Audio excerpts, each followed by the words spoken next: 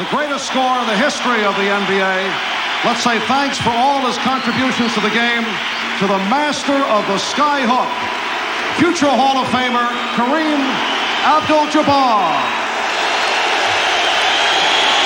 In conjunction with the retirement of the greatest basketball player of all time, CBS Fox Video and NBA Entertainment are proud to announce Kareem, Reflections from Inside. For the first time, this legendary sports hero opens up and reveals the man behind the myth in this exclusive home video. Kareem will take you from the gritty New York playgrounds of his youth through his glorious career to the glamorous hardwood of LA's fabulous Forum. You'll see the game's most prolific scorer relive some of his greatest moments. Magic right side, Kareem post up, they go to Kareem, Kareem backs here, hook shot, it's up, it's good, it's good! The leading scorer in the history of professional basketball, 31,420 points for the greatest center in modern basketball history, Kareem Abdul-Jabbar. I'm just happy that I'll be able to tell my kids one day, hey, I was on the team with the legend. Reflections from Inside contains rare footage from Kareem's early days at Powell Memorial High School. Relives his dominance at UCLA, where he helped establish college basketball's greatest dynasty, his first world championship with Oscar Robertson and the Milwaukee Bucks, and his triumphant tenure with the Los Angeles Lakers, whom he led to 5 NBA championships during the 1980s. In-depth interviews with Kareem unlock his innermost thoughts and feelings. As time went on and I got to be taller and taller than everybody and really stick out, my whole attitude about how to be at ease around other people drastically changed. The secrets of his longevity, his biggest battles, his greatest triumphs, a one-of-a-kind look at a one-of-a-kind hero. A must for every sports fan's library. Kareem, Reflections from Inside, coming soon and destined to be #1.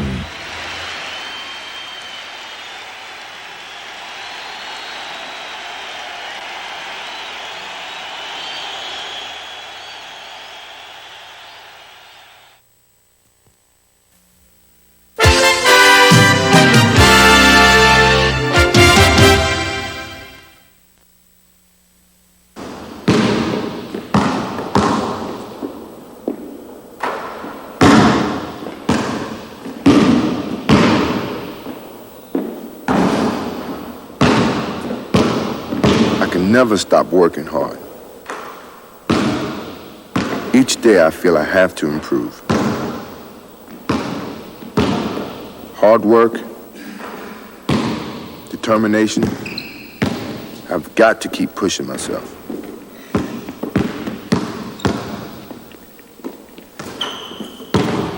I remember when I was 5 years old, dunking in trash cans on my knees, waiting for that day I would be able to really do it.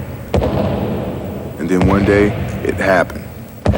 I was in the 9th grade. It was a JV game, and I was only 5'8". Now, in practice, I've never been able to get up that high. But the adrenaline was pumping, and I just took off. It all happened so fast. I wasn't quite sure what I'd done. But you know, I just really loved that feeling. Hi, my name is Michael Jordan.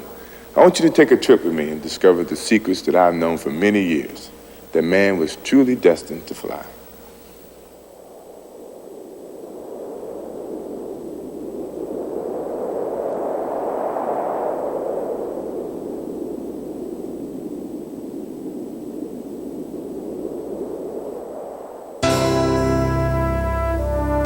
A young man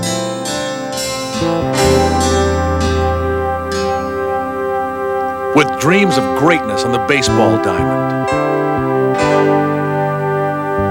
possessing the burning desire that could get him there. These are visions of what might have been. But reality has never looked so good.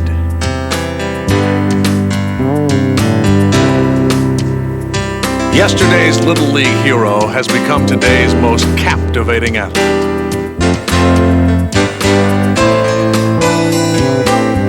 His elegance on the court has transformed the game into an art form.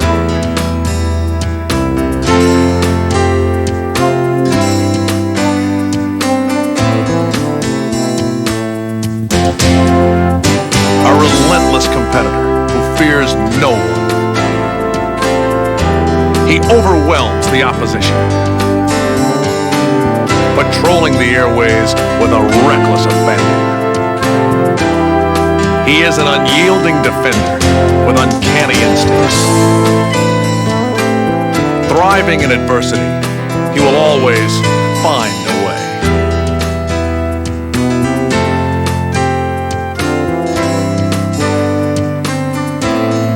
And while strength is usually found in numbers, his comes from within. I'll tell you a story that I think summed the whole thing up. We was playing Chicago in Salt Lake. They switched and put John Stockton on it, and he turned around and dunked on Stockton. So some guy got up and almost followed him down the sideline and said, "Hey, Jordan, pick on somebody your own size." Next time down the floor, he dunked on Mel Turpin. And went over and looked at the guy and said, "Was he big enough?" His astounding ability seems boundless. The guy literally is embarrassing the league. He's that good. He's a phenomenal player. There isn't anything he can't do. Michael in from the left side, jammed it right over Rollins. Michael Jordan. And in his quest for perfection, he takes the game to new heights. The perfect player to me is probably 6'5", 6'6", 200 pounds. Jump like Michael Jordan, wear number 23 like Michael Jordan, and shoot like and play like Michael Jordan. Jordan into the front court, hit on Gilbert, no! Isaiah Ellis off to the right. Jordan on the drive, falls down underneath. Ball loose, McDaniel had it stolen by Jordan. Michael's got it breakaway, this game is over. Pass to Michael Jordan, this spells trouble. Jordan, who has it on the break, driving all the way in. Oh, God, an unbelievable goal! He put it in and it counts! But greatness sometimes springs from humble beginnings. As a 5'11" sophomore, young Michael was noticeably absent from the varsity team. Yes, I'm the coach who cut Michael as a sophomore. We did it because we thought at the time it was the best thing for him and for our basketball program. He was still growing, he was a good ball player, but we didn't think he was good enough yet to really make the contribution on the varsity that we felt we needed. Determined to prove his coach wrong, Michael worked harder than ever, growing 4 inches and improving dramatically over the next 2 years. He would shatter all of Laney's scoring records while leading the Buccaneers to their first ever conference championship. The high school All-American chose the University of North Carolina, and academic advice was soon to follow. And I told him to go into math, and that's where the money was, which I think's hilarious. He probably does too. Concerned about Michael's future employment, Laney's principal wanted him to attend The Air Force Academy is always a very excellent educational choice, and certainly the commitment to the armed forces would have given him employment after college. This one-man squadron would eventually form his own Air Force, Air Jordan. Chapel Hill, home of the University of North Carolina, a school rich in basketball tradition. Initially, skepticism arose as to whether Michael could excel at the college level. Coming up in high school, I wasn't that known as a basketball player. I wasn't that known until I came to North Carolina, and no one in Wilmington thought I could really step in and play a lot of time. I mean, everyone felt I was going to go to North Carolina and sit on the bench for 4 years and then come back home and work at a local gas station or something. But no one anticipated that fame would come so quickly. The time, 18. Shot, Jordan! Michael Jordan! In the 1982 championship game versus Georgetown, the freshman had delivered to Coach Smith his first national title. And a star was born. And a lot of people didn't know I existed until I got here. So when I hit that shot, I felt like I was different. You know, I won a national championship. I think the people started to recognize my talents more, and I started to get more publicity in that sense. So I think that shot really put me on the map, if you want to say. Michael's winning basket propelled him into the national spotlight, and a new aura of confidence was apparent to all. Michael really did was improve considerably between his freshman and sophomore year. He grew a couple inches, he matured physically, and just became a sensational player. He was very inconsistent as a freshman, but he's one of the most competitive ones we've ever had in our drills. He wanted to get better, and then he had the ability to get better. There's a steal by Doherty. Here comes Michael Jordan. Matt Doherty passes to Jordan. I guess that is a pretty fitting end to the ballgame. Jordan, look at that! Kenny Smith looking for Jordan. Beautiful, absolutely beautiful. In practice, Michael barraged his teammates with his game-time moves.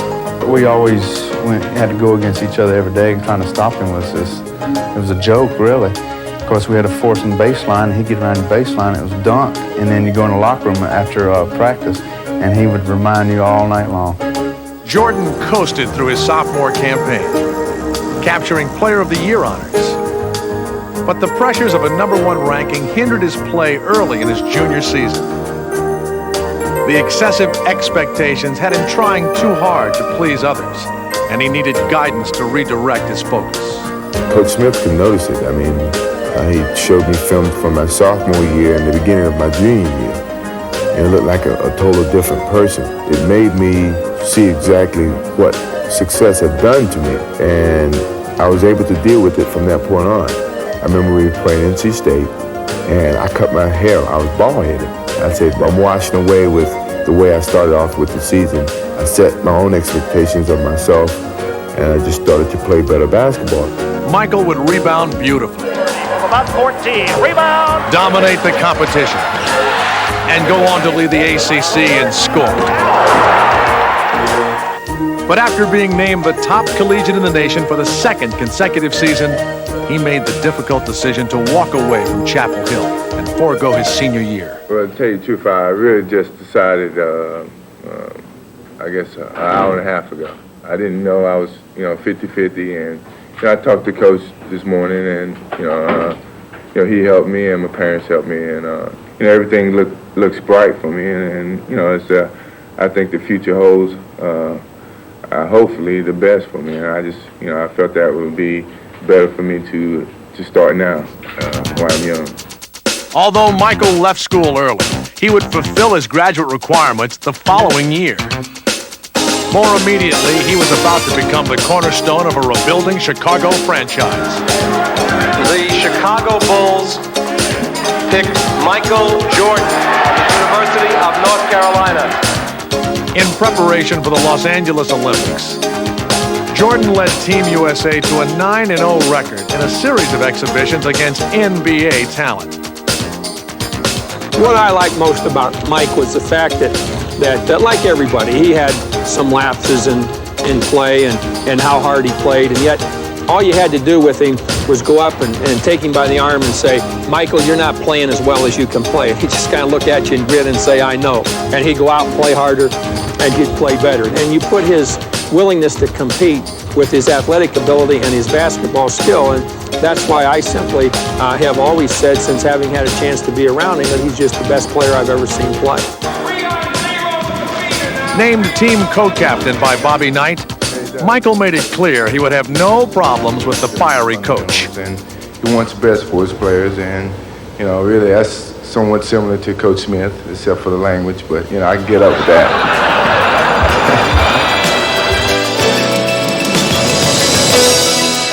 When the moment arrived, Michael was all business. The 23rd Olympiad would provide the formula.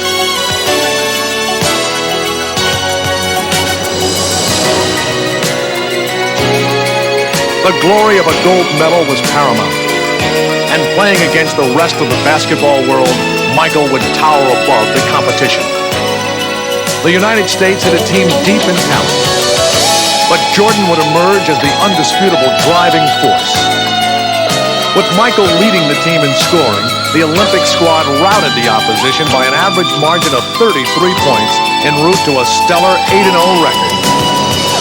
The gold medal game versus Spain was no different. Spearheading the blowout was the skinny kid from Wilmington, whose Olympic brilliance will always be remembered.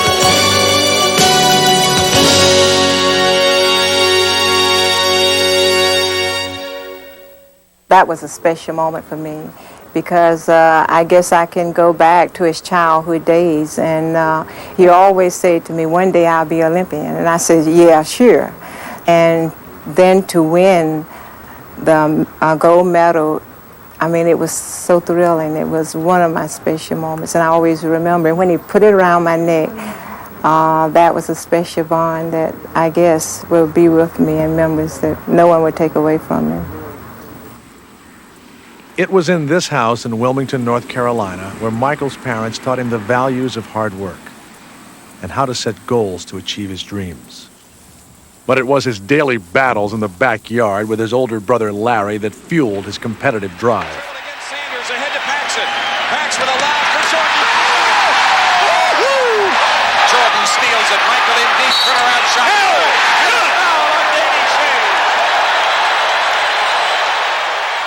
We used to play an awful lot. You know, we would play every day. And I always normally beat him. The thing that always drove Michael crazy was that Larry would beat up on him so much. And I think that he really got competitive playing his own brother. So he really helped me create some determination in myself to beat him. If I could beat him, I felt I could beat anybody. And finally, when I started to grow and my skills started to catch up with my height, I started to beat him convincingly. Equally deserving of the credit is someone who showed him how to put it through the hoop. Keep your eye on the rim and concentrate. Like this. Like that? No, like this. Like this. Like this. Like this, Michael. And now give it some razzle-dazzle. That's my mom. Obviously, Michael derives his athletic ability from his mother's side. But how does one explain his 6'6" frame? After all, there hasn't been a Jordan over 6 feet in recent memory. I thought about that often. And I've come to one conclusion. Occasionally, you'll meet people that you look at and you just know that they were born to do one thing. And God looked at Michael and knew that this kid would starve if he had to work. So he says, I better make an athlete out of him. So is it true Mr. Jordan would find Michael hanging from his chin-up bar, stretching himself in an attempt to grow taller? I tried to do that. I always wanted to be 7 feet. And I never could get that tall. I tried it a few times. I saw it on TV a few times, on the Brady Bunch or something like that I saw that. And I tried to do it, and it didn't. I don't think it worked, but I'm tall, so it may have. And your dad's reaction when he found out? He thought I was nuts. And that's exactly what he drove NBA defenses. Staging an aerial display, the rookie left fans awestruck, collecting rave reviews at every stop, often unbelievable when running the floor. He was virtually unstoppable in the air. Air Jordan had landed, and the NBA would never be the same. More than just a scorer, the emerging superstar sought to create for others. Quickly becoming Chicago's leader, he sparked the Bulls with his contagious intensity. Michael was high-stepping his way to instant legend status and having a great time along the way. They have outscored the Bucks 9-0 here. Here comes Mr. Jordan is right. Everyone was trying to catch a glimpse of Jordan's high wire act. And he sent no one home disappointed.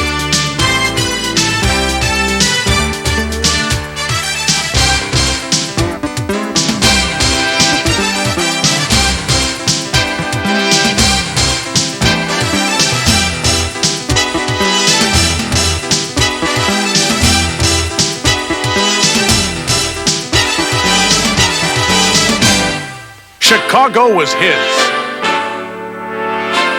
The Bulls were a hot ticket. And Michael was heir apparent to the title of NBA's premier ambassador. In only a year's time, he journeyed from Chapel Hill to Olympic stardom. With a schedule so hectic, he had to wait for a Bulls West Coast road trip to pick up the College Player of the Year award, which fit nicely alongside his next trophy, the NBA Rookie of the Year. Injury. An athlete's worst nightmare. Not even the NBA's most celebrated performer could escape its wrath.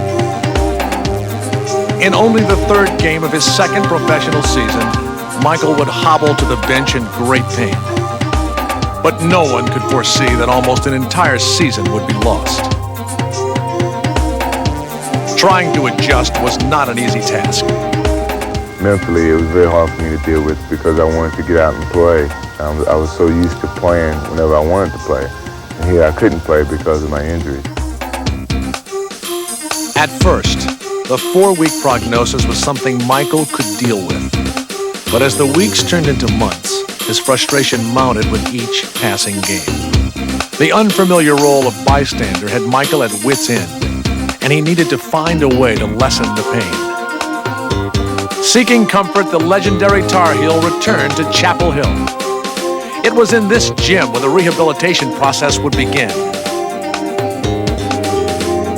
Michael renewed his fervor for the game as his foot continued to get stronger. Once I got that confidence and the feeling in the foot was getting stronger as I continued to play, it wasn't nothing anyone could have said that could stop me. But concerned about re-injury, the Bulls wanted to delay his return. A rigorous training regimen was implemented to secure full recovery. Patiently, Michael waited for his day to come. Checking into the game for the Bulls. He's back! Number 23, Michael Jordan! Everybody told me, you're a fool for playing. You should go home and relax and come back next season and see what happens. There's the double. Jordan was playing better than ever, but fearing a career-ending setback, Chicago's coaching staff limited his play to only 7 minutes a half. The star's patience was extended once again. And once I got that opportunity to play, I felt I had to prove to people that I knew what I was doing. I was a competent individual. I wasn't doing anything to jeopardize my career. I really felt that I was healthy, I was back, and I wanted to make the playoffs. I always said that once I'm in Chicago, if I have anything to do with it, to make the playoffs each year. Dateline, the playoffs. Mighty Boston sought their 16th World Championship. And for one afternoon, the time-honored legacy of Celtic pride would be confronted by the wave of the future. Time restraints were lifted.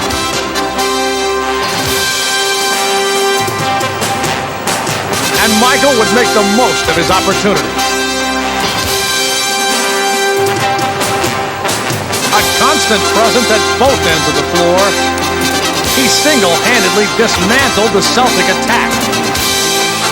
Rendered helpless by his offensive onslaught, the core of the Celtics all tried their hands at stopping him, but without success.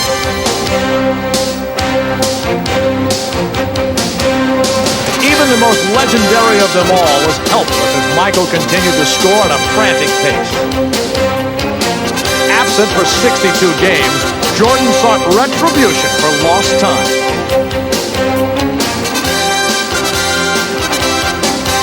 On the verge of shattering a single-game scoring record, there was nothing that would stand in his way.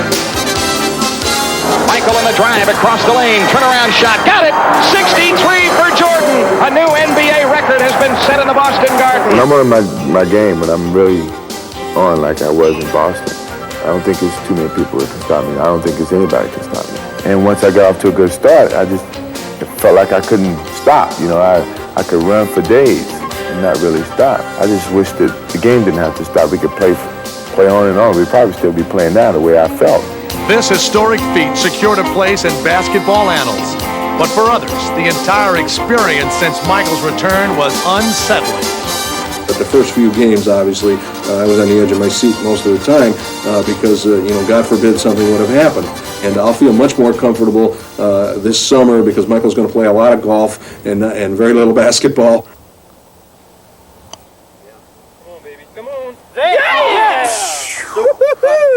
Yes, sir. We'll take her. We take it. Well publicized is Michael's passion for golf and the seclusive surroundings that the sport affords. I mean, it's peaceful. You out here on the course where you can't get any phone calls. People can't bother you. It's really a relaxing situation. No, that's short. Yeah, that's there. That's short. You don't compete against the next guy who's playing with you. You compete against the course. One day you can shoot 74, next day you can shoot 84. That's the game of golf. You never really can conquer it. You can only contain it and hold it for a little while, and then it just goes. The mind comes into this game so much. It comes into basketball too, but sometimes your skills can overcome the mind a little bit. But in golf, if your mind's not in it, you can forget it. The free throw situation, it's similar. Putting and free throws is the same. And the consistency and the skill of going through the same motion every time.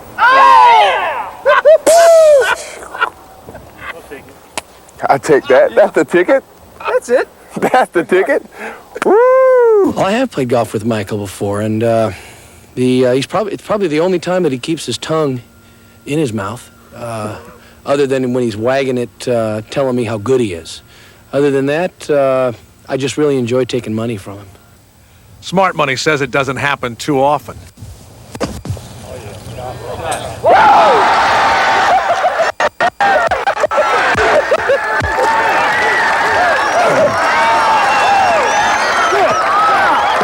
the home. I take it. Perhaps a career after basketball is in the making. That's a jump shot. Now that's a jump shot. But for Michael Jordan, the future is now. He lives and plays with style and charisma. And just may be the most identifiable athlete in all of sports. First, his attire, baggy shorts and the wristband on the forearm. And then there is the ever-present tongue. As far as I can remember, it originated from my granddad. My granddad stuck his tongue out, and if I'm working on my car or something around the house, I find myself going, really concentrating. Like father, like son.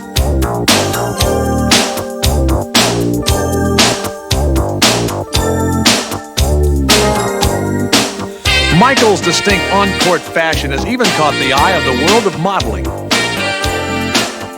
With his striking good looks and his charming demeanor, the megastar is a natural.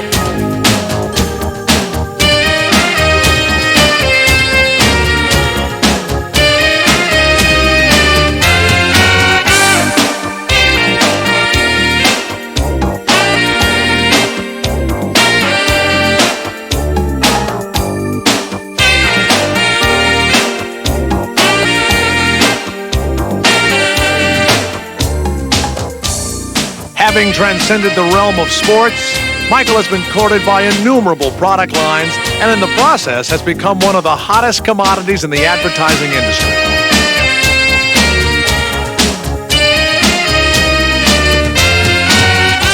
With his exposure at an all-time high, Michael can go nowhere without attracting attention.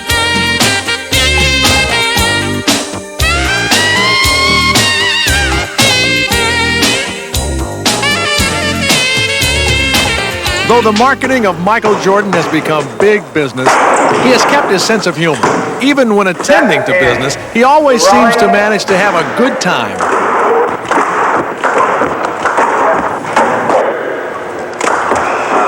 You got it. You got it. That he is only the 9th athlete to be offered a place on the Wheaties box is a true measure of his stature. But fame and fortune have truly not changed Michael. And despite his meteoric rise in popularity, he has retained a firm grip on his sense of perspective.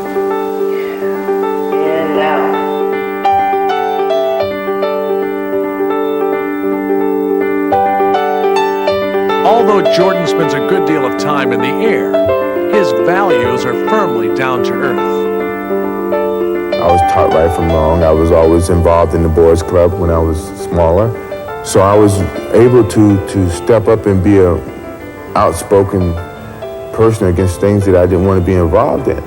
So don't blow it. Don't do drugs. If you're doing it, stop it. Get some help. McDonald's wants you to give yourself a chance to find out all the wonderful things you really can be. And so do I. I could have easily had parents that didn't care and let me hang out late nights and, hang out with the wrong crowd, but I wasn't brought up that way, and it was easy for me to distinguish away from the environment that I wanted to be with and the environment that I didn't want to be with.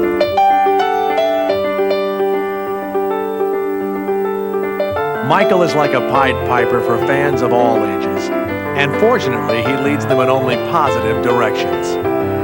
I was always taught never forget where you came from. My parents, if I changed as a person, they would be the first ones to tell me that, and they haven't told me yet, so I'm doing well. But I always wanted to be an easygoing guy. My personality is that I'm outgoing, I love people, I love being around people, I love kids. So if I didn't have the personality to do it, it would be tough. But my personality fits this mold very easily. I don't want to be isolated from people. I think when you isolate yourself from people, then you feel that you're better than people. I don't feel that I'm better than you or the next person. But I think in society, sometimes they view you to be better than the next person. I don't think that's fair, but there's a lot of things in society that's not fair. You just have to live by it. And I wish everybody could be viewed equal. But I don't think it's ever going to be that way.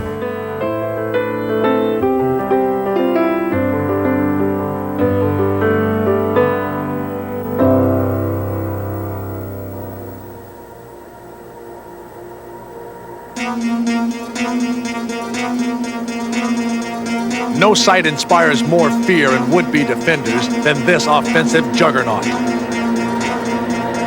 If I get the ball, you're at mercy of whatever I want to do. There's nothing that you can say or do about it if I'm on my game. The feeling is you own the ball, you own the game, you own the guy who's guarding you. You can actually play him like a puppet. Few puppet masters apply their trade as skillfully as Michael. He simply takes over a game whenever he chooses. When I'm playing really good, that's the feeling that I have. An unparalleled shot maker, his offensive repertoire is limitless. Regarded as the greatest scorer since Wilt Chamberlain, his peerless athleticism makes him the most formidable weapon on the court today. Jordan attacks the basket as though possessed.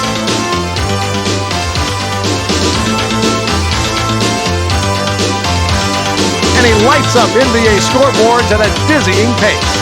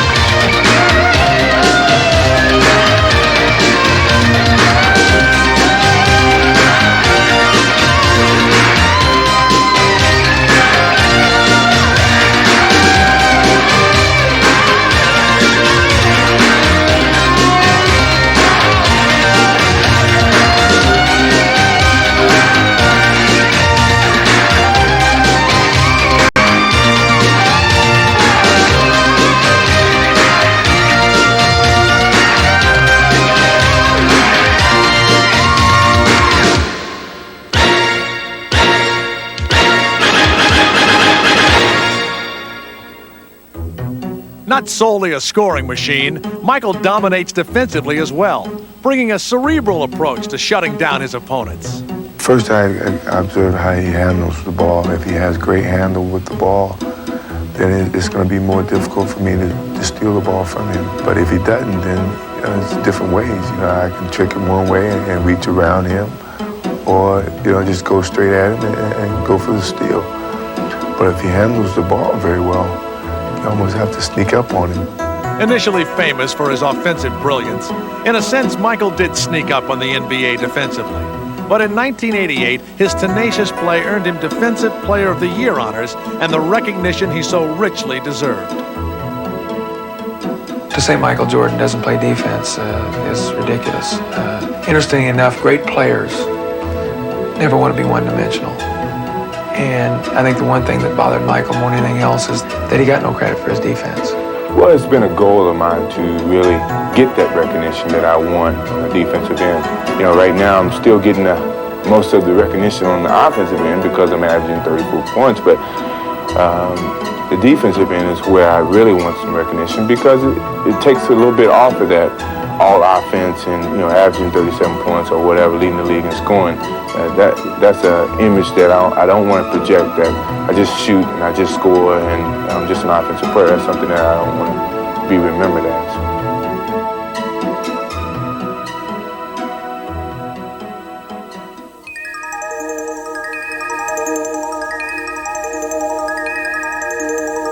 People ask me, you really think you can fly? I say, yeah, for a little while. It may be a split second, but it's flying.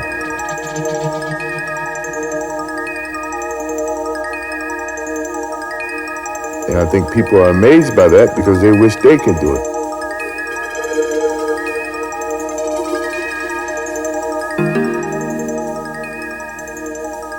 And it makes me continue to work hard to keep making these people dream and enjoy their dreams.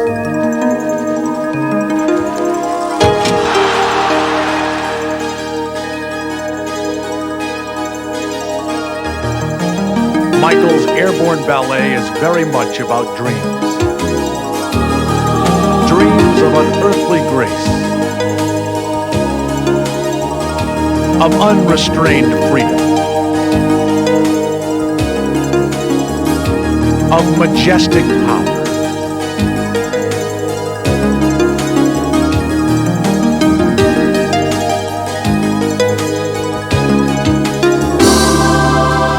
Dreams of flight.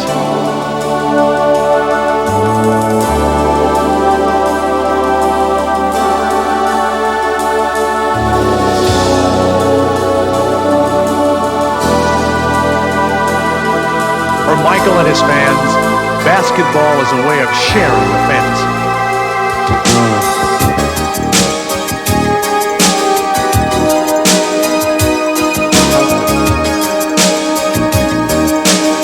Like a small group of aerial voyagers, Michael evokes images of the stratosphere,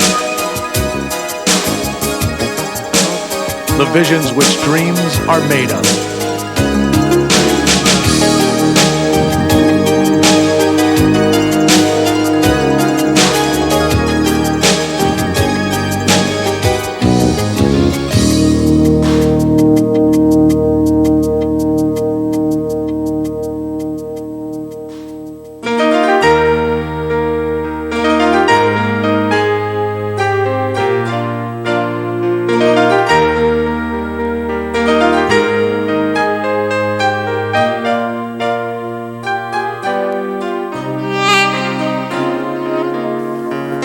Michael may be able to achieve the unbelievable on the basketball court, but to those who look up to him, he is a very real person who possesses the rare gift to both capture their imagination and touch their hearts. He's just, if I must say, again, I'm proud of him. He is my son, but he is a good person. And he's a pretty good basketball player, too.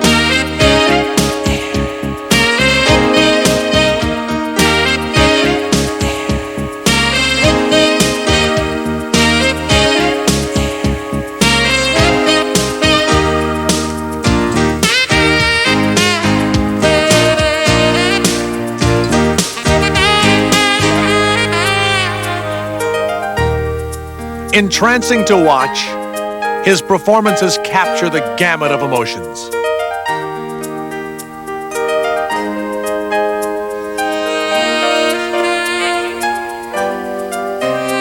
No one in the stands is more moved than his family.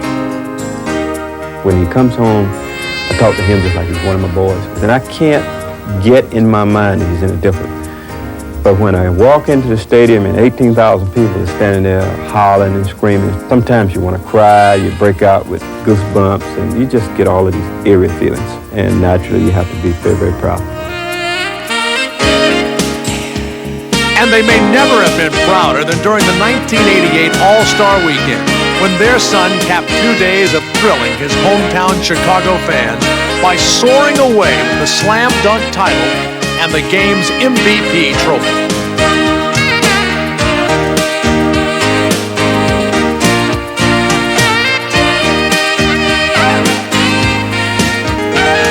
Throughout his life, Michael Jordan has met all obstacles head-on. One can only imagine what challenges he has yet to conquer.